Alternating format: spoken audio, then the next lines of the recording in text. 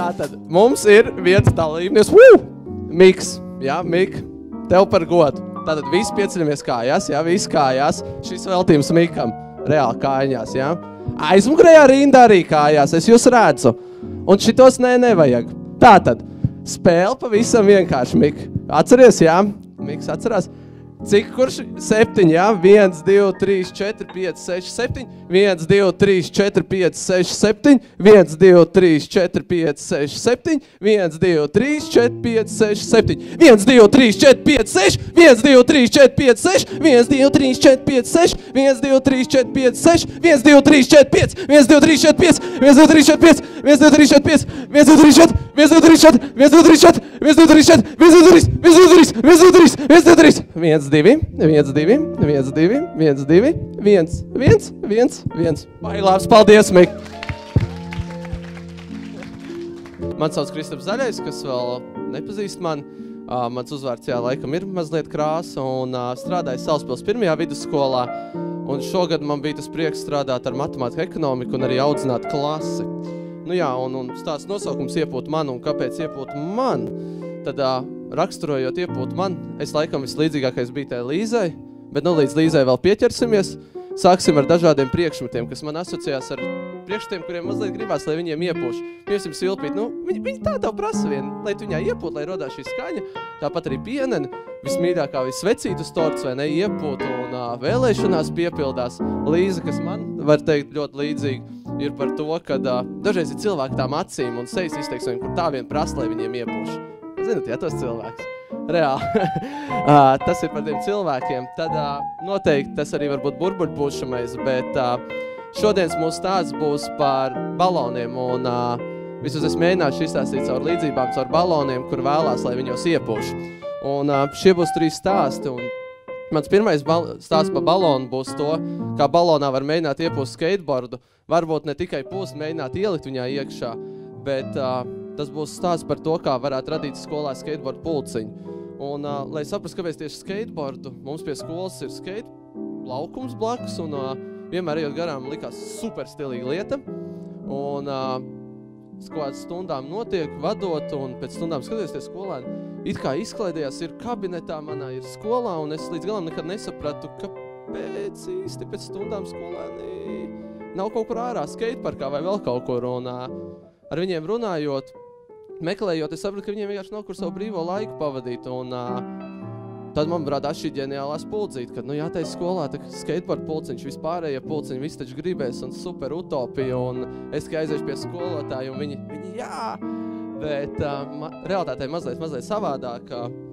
Tas izvērtās tā, ka tas maksimums, ko mēs arī diskusijās ieguvām, bija tas, kad mēs uztaisījām brīvprātīgu veidu, kā skolotāji var pieteikties pie šiem pulciņiem. Tas nav pulciņu veidā, tas ir vienreiz gadā formātā, kad novadīt 1 stundu, saistīt savu priekšmetu, nesaistīt savu priekšmetu, bet kaut ko, kas varētu skolāni aizraut un interesēt. Tas tika ierakstīts arī mūsu skolas attīstības plānā, līdz ar to kaut kādā ziņā vismaz dokumentāri pierādīts, ka tas tā vismaz jāmēģina darīt. Pirmajā gadā mēs ielikām skolotāju istabā smuku lapu, jāsaka paldies Ingai, un šajā lapā mums kopumā bijuši 8 pasākumi, dažādos priekšmetos, piedalījušies vairāk kā 100 skolēni. Skeitu pulciņš vēl joprojām nav, skeitu nodarbība nav bijusi, bet nu, tas lai paliek nākamajiem gadiem, bet tas bija vismaz mēģinājums kaut ko tur iepūst. Otrs pulciens man bija par to, kā iepūst balonā grāmatu. Varat mēģināt pielīmēt skočiņu, nezinu, varbūt sanāks, bet tas, ko es mēģināju šajā balonā ielikt, bija to, kad skolēniem iemācīt patstāvīgi darboties. Un šis ir bijis tas stāsts, kas manā galvā vissarežģītāk man bijis izskaidrot, kāpēc tā un ne savādāk. Un tas arī redzams slaidā, ja? Vispār nav hauss, viss ir ļoti skaidri redzams. Un, ja šeit domājot, tās bija daudz tādas mazas lietas, kas it kā likās maz, bet kopā saliekot izveidot šo bildi, tas viss bija sākumā bija ar to sarkano mērķi, kas tur ir, un par dažādu līmeņu mērķu uzstādīšanu sākot ar gadu sākuma mērķi, katras tēmas mērķi, tad ar katras stundas mērķi, kur skolēni paši sev uzstāda, stundas beigās arī pārbauda, vai viņi sasniegšu vai nē, kur viņi zina šīs nākamās darbības, tam palīdzēja sakotājs, tas GPS trackers, ja kāds nesaprat, kāpēc viņš tur ir. Šī sakotāja sistēmas ieviešana, kas arī sākumā bija par to, ka man nācās riktīgi ar pirkstu bakstīt. Šis ir jūsu sekotājs. Šeit jums ir jāstāsta, vai jums ir vai nav. Un līdz tas aiziet līdz tam automātiskam instrumentam, kad skolēni paši bez manas brīdināšanas jau zina, ka tas viņiem jāapstāsta, ka tas ir tas informācijas avots. Tālāk tā noteikti ir bijusi tā austiņa, kas man ir personīgi laikam visgrūtāk nākus. Tas ir par to, kad ieklausīties. Es neesmu labākais piemērs ieklausīties, mācīt citus, taču šo 2 gadu laikā es esmu mēģinājis to mācīties un izmantojot šo lielisko iespēju. Es zinu, ka viņam parasti nepatīk būt riktīgi, tā kā zvaigznējas pasākumu, bet Mārtiņ, liels tev paldies un aplaudēsim Mārtiņam. Labi, Mārtiņ, paldies tev! Jo, godīgi atzīstot, bez tiem padomiem, no kā es ieklausījos, noteikti es nevarētu tik lepni stāvēt šeit. Un, ir daudz vēl citu lietu, kas tur redzams, tas ir tie noteikumi un konsekventi noteikumu ievērošana. Un es ceru un domāju, ka lielākā daļa no jums to zina.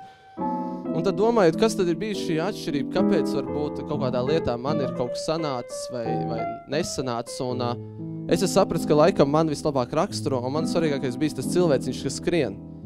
Jo tas, ko es esmu iemācījies šajos 2 gados, ir tas, ka darīšana nenozīmē, ka tev veiksies. Darīšana nozīmē to, ka tu dažreiz darīsi, neapdomāsies, tev kāds kaut ko pārmetīs, tev sanāks tā, kā tev negribās, kaut vai tu esi gribējis citādi. Bet darot, man kaut kā sāka veikties, un tās lietas sāka, teiksim, tā izdoties. Tāpēc man vienmēr licies, ka vairāk vajadzētu mums darīt nekā runāt. Tas ir man šo 2 gadu mācību, un tiešām, ja jums ir iespēja, man jau mīļš teiciens, akal Mikam, daram lietas vai ne Mika, bet tā tiešām ir. Tā ir tā viss tās esence, un izklausās pavisam vienkārši, bet man kā matemātiķim laikam līdz galam grūti izprast, ka nav vienīga formula, kas var šo dzinuli izskaidrot, bet es noteikti ceru, ka jūs kāds savā atradīsiet šo dzinulīti, kaut kādā ziņā darboties vienmēr. Ja jums izdosies, es būšu tiešām laimīgs par jums, bet man izdevās savu dzinuli atrast. Šis ir mans lieliskākās stundas, kāds man ir bijuši, manas dzīves skaistākie mirkļi. Kā jau es teicu, es esmu darītājs vairāk nekā dažreiz runātājs, un es noteikti šos mirkļus neraksturošu īstajos vārdos vai īstajās emocijās, un arī bildes to neraksturo, bet tie ir man bijuši man dzīves skaistākie mirkļi. Mēs esam bijuši pavāri, mēs esam smaidījuši, mēs esam tik daudz lietu darījuši, kuras es īsti nekad ar vārdiem tā arī nemācējuši noraksturot, bet šeit sirsniņā viņas ir ļoti dziļi, un tā viņas arī man paliks, un tas ir bijis dēļ tā, kad ir darīts. Un, ja mēs runājam par 3. stāstu, tas ir vēl viens sirsniņas stāsts par to, kā kaut ko, kā balonā iepūst neiepūšamo, jeb pamainīt man audzināmo klasi, bet šeit, kā arī bildē, jūs redzat, vai netur ir tāds palīgrīgs, tur vairs netiek pūsts ar muti. Arī es lūkšu kādu sev īpašu skolēnu no savas klases pastāstīt šo stāstu daļu. Helī, lūdzu.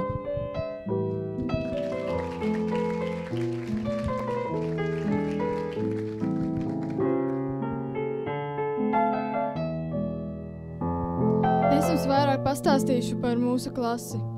Mēs bijām ļoti nesaliedēta klase, un ja bija jāpiedalās kaut kādos pasākumos vai jārada atbildes uz kādiem jautājumiem, tad mums bieži vien radās strīdi, jo katram bija savs viedoklis. Arī šajā bildē var redzēt, ka nebijām pārāk saliedēti, jo vajadzēja nostāties vienā līnijā, bet katrs skatās uz savu pusi un dara kaut ko citu.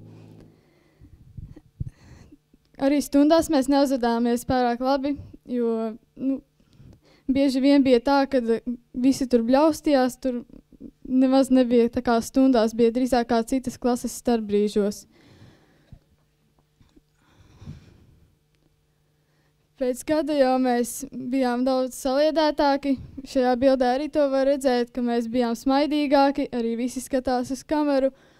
Un tas tā kā parāda to, ka bija arī izaugsme.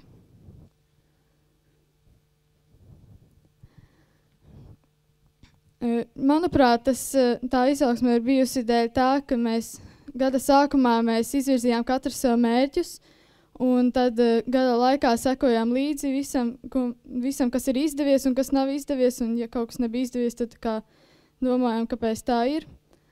Un saliedēt mūsu klasi ir palīdzējis tas, ka mēs piedalījāmies vairākos konkursos, un ekskursijās kopā braucām, un bija vairāk grupu darbi. Un palīdzēja arī tas, kad bija tā kā skolotājs sekoja līdzi visu laiku, un nebija tā, kad, ja kāda atzīme slikta, tad vienmēr tā kā palīdzēja. Un tā kā novēlu jums visiem, ja ir kāda tāda klase vai kāds cilvēks, un kā mēs bijām, tad tāpat kā balonam formu var izmainīt tajā iepūšot, tad iepūtiet arī tajā klasē. Paldies par uzmanību!